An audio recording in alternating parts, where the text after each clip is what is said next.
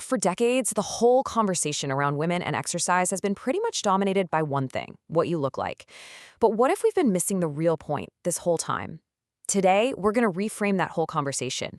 We're moving beyond body size to talk about why building muscle is actually one of the most important things a woman can do for her long-term health. So let's get into it. All right, let's start by tackling the number one fear, the one that stops so many women from even picking up a weight in the first place: this fear of getting bulky. Seriously, this single idea has probably held more people back from getting stronger than just about anything else. And the answer from the experts? It's a huge, resounding no. As you can see, the idea that you might accidentally get bulky, well, it's just a myth. It is incredibly difficult to build large amounts of muscle, and it for sure doesn't happen by accident. So let's just officially put this myth to bed. Because to really understand the amazing benefits of strength training, we have to clear away these old misconceptions first. The truth is, you're probably going to love how your body looks and feels way more than you ever imagined.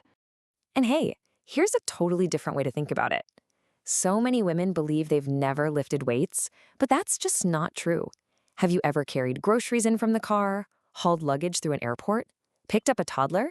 Well, guess what? That is strength training. You're already doing it. So instead of thinking of muscle as something that's just for show, let's reframe it as your body's personal armor. It is your first line of defense against all the physical stresses life throws at you.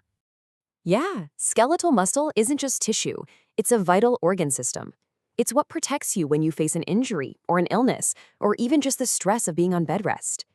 The more healthy muscle you have, the better your defense system is, plain and simple. And here's the absolute crucial point. Building this armor isn't something you can just do overnight when a crisis hits. It's a long-term investment in your future self.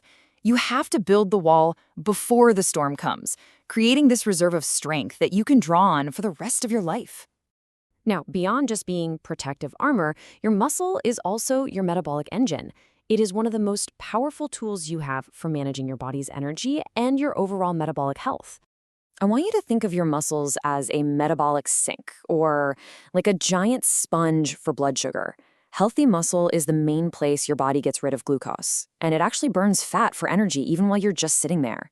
But on the flip side, poor muscle health is a huge driver of metabolic problems, leading to high glucose, high insulin, high triglycerides. So prioritizing muscle is one of the most direct ways to protect your metabolic health. It's a game changer. And the benefits just keep rolling in. Healthy muscle is also deeply connected to your hormonal health and fertility. And it really comes down to something we can think of as your body's plumbing, your cardiovascular system. Think about it this way. Your hormones are basically signals, right? They're little messages, but they need a delivery system to get where they're going. That system is your bloodstream.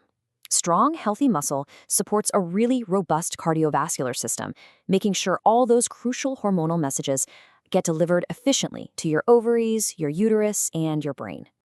Okay, so we've covered the why. You get it. Muscle is important. Now for the part that can feel pretty overwhelming, the how. But the great news is that it doesn't have to be complicated to be effective.